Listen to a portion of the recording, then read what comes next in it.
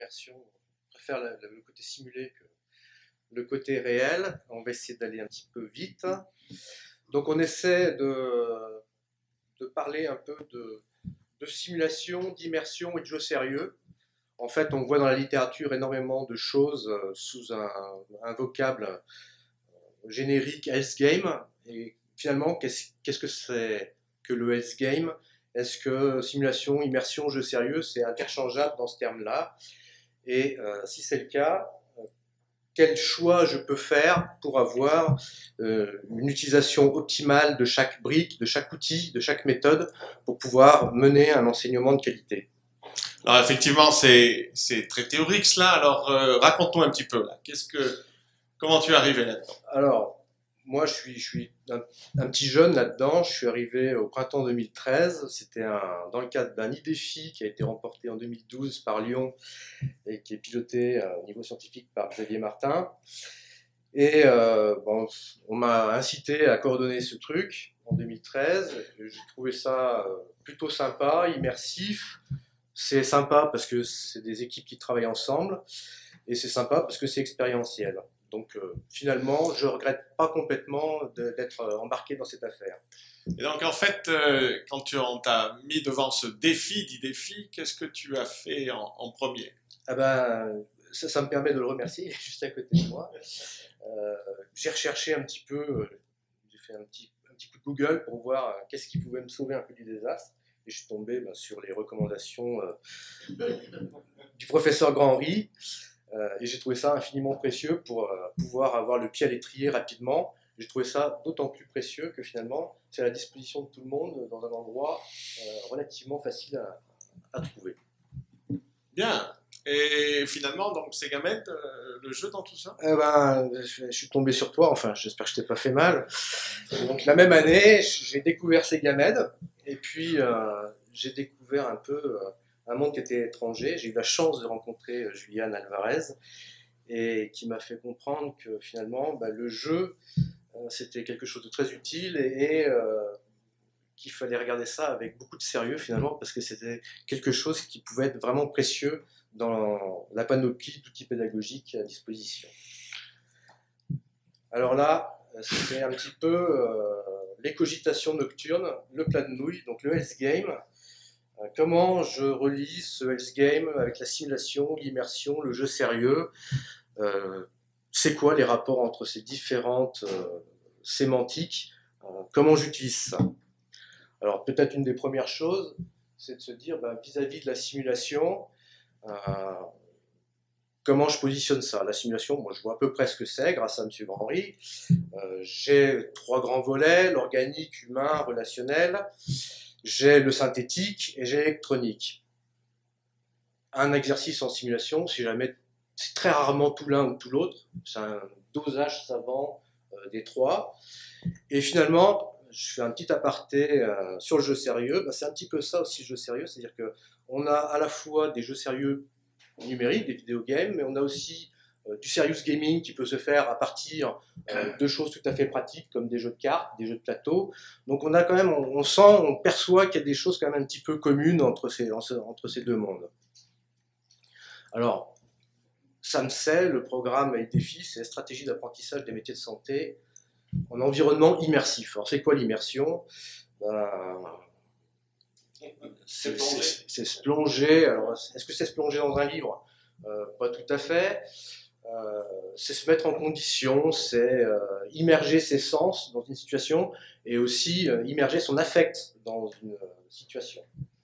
Donc, effectivement, la simulation, c'est souvent immersif.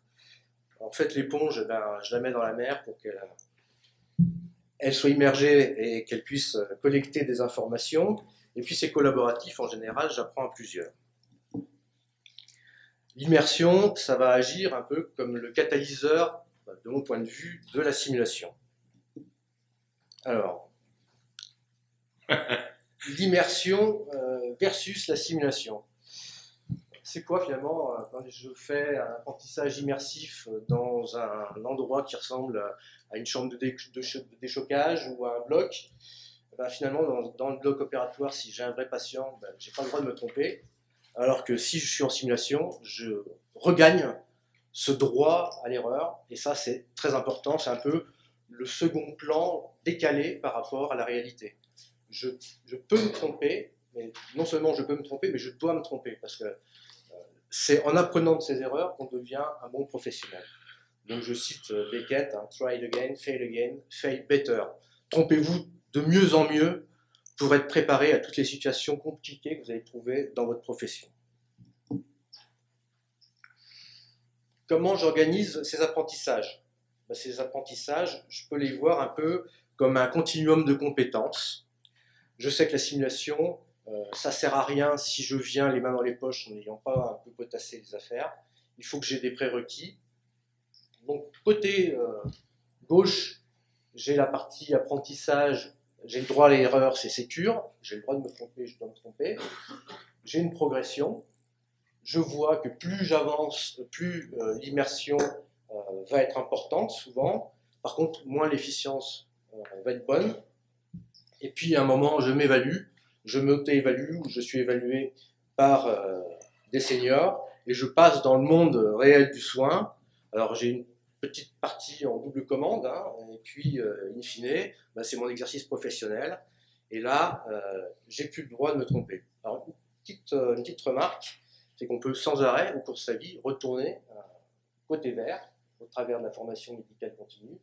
Et puis on trouve aussi maintenant des simulateurs qui vont permettre de faire un petit retour pour faire du préopératoire côté vert, c'est-à-dire par exemple, il faut que je pose une sonde endovasculaire, je vais pouvoir, à partir de l'imagerie du patient, vérifier la veille que je prends la bonne sonde, c'est celle qui va me poser moins de problèmes pour faire l'opération le lendemain matin.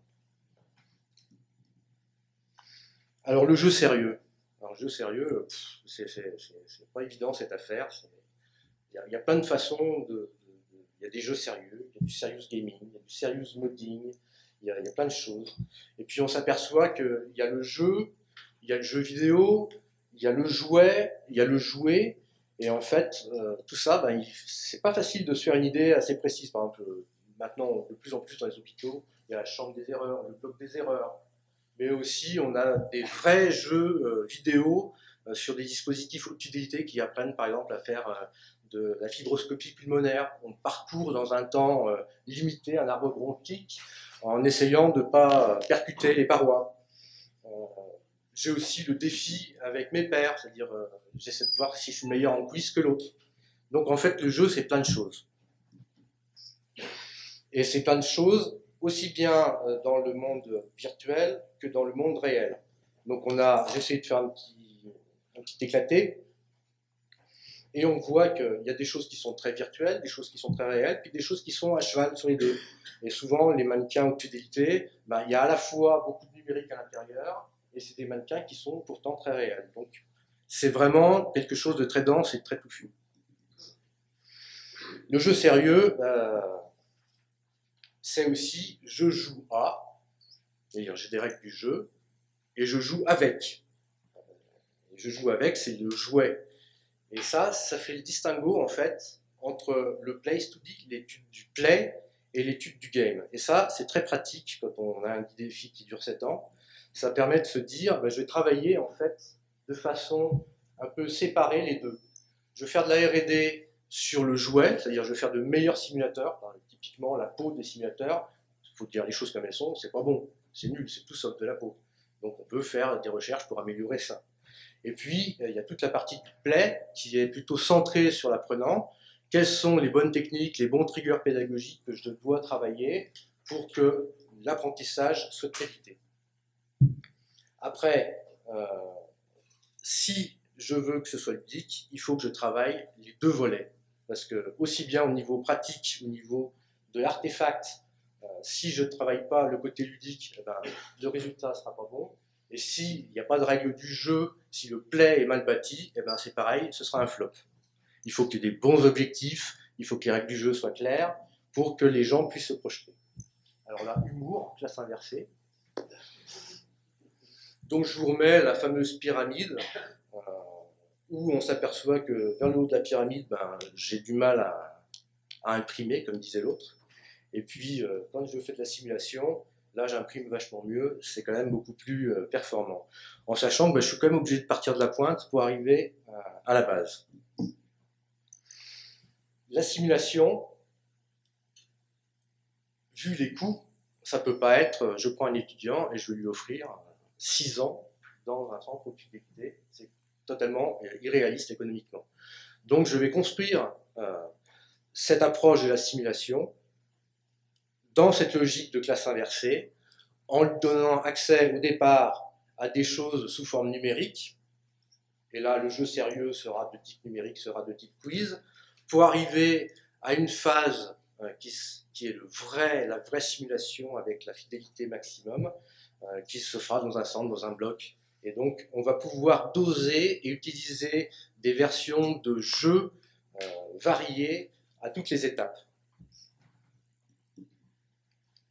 Après, il y a quelque chose que j'ai pas évoqué, mais je ne le ferai pas, la fidélité, immersion, est-ce qu'il y a un lien? Il y a un lien, mais ce n'est pas forcément clair. Est-ce qu'il faut forcément, pour que ça marche, que je sois dans quelque chose qui soit très mimétique de la réalité?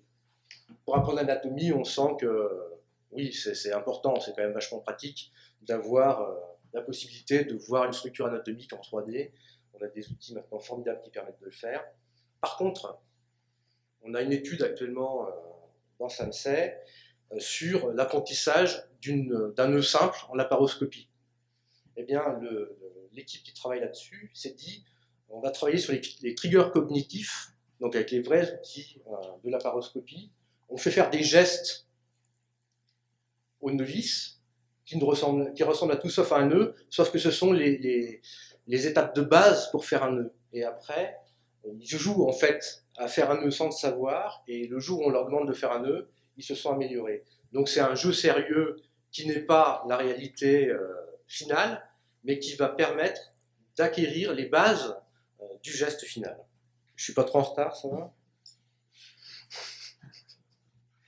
Donc, toute cette soupe-là, pour que ça marche, il faut que j'ai des formateurs, une règle du jeu, des apprenants, un contexte et un objectif. Et comment j'essaie de classifier ça pour avoir l'idée à peu près claire. Donc Julian Alvarez, à la suite en fait des modèles ESAR et des choses comme ça, propose maintenant le modèle CEPAGE qui se présente en fait sous une forme de matrice ligne-colonne. Alors CEPAGE, c'est contexte, enseignant, apprenant, pédagogie, jeu, et sur les lignes, on a les items suivants, la culture du jeu, la compétence à jouer, et puis finalement le briefing, le jeu et le débriefing. Et en fait, à l'intersection de chaque, je me pose les vraies questions qui vont me permettre de qualifier en fait cette activité. Donc on sait que pour que ça marche, il faut qu'un formateur, il ait quand même la sensation, il sache faire de la simulation. Donc il faut former des formateurs en simulation. Et donc cette lecture de cette grille va permettre de se poser et de se préparer pour pouvoir mettre en place des enseignements de qualité par la simulation et faire le parallèle en fait entre simulation et jeu sérieux. In fine, quelques différences. L'avantage du jeu par rapport à la simulation, surtout quand c'est de la haute fidélité, c'est qu'on peut rejouer facilement. Alors que c'est beaucoup plus compliqué de faire à l'infini bis repetita en simulation de fidélité. Parce que c'est coûteux et parce qu'il faut beaucoup de formateurs souvent. Par contre, dans le jeu, il y a quelque chose qui reste souvent virtuel, c'est le joueur, l'apprenant. Il n'a pas la notion de la fatigue, il n'a pas le stress physique, il n'a pas forcément le stress physique, pas forcément le stress relationnel, c'est assez compliqué à mettre en place. Et du coup, alors, je fais l'exception des jeux tournés patients, des apprentissages tournés patients, où on fait de la remédiation et effectivement, on met le patient en situation où il va se fatiguer, il va s'entraîner.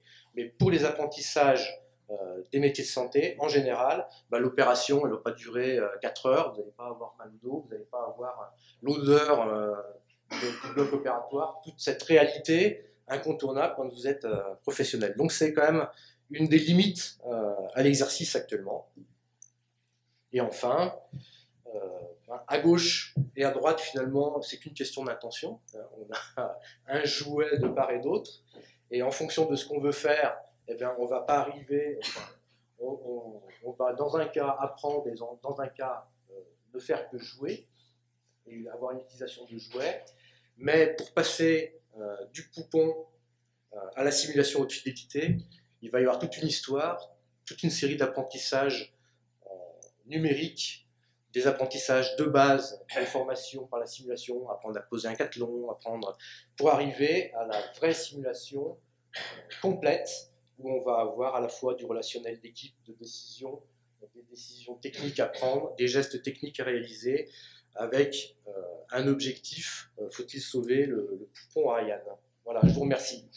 Merci Loïc.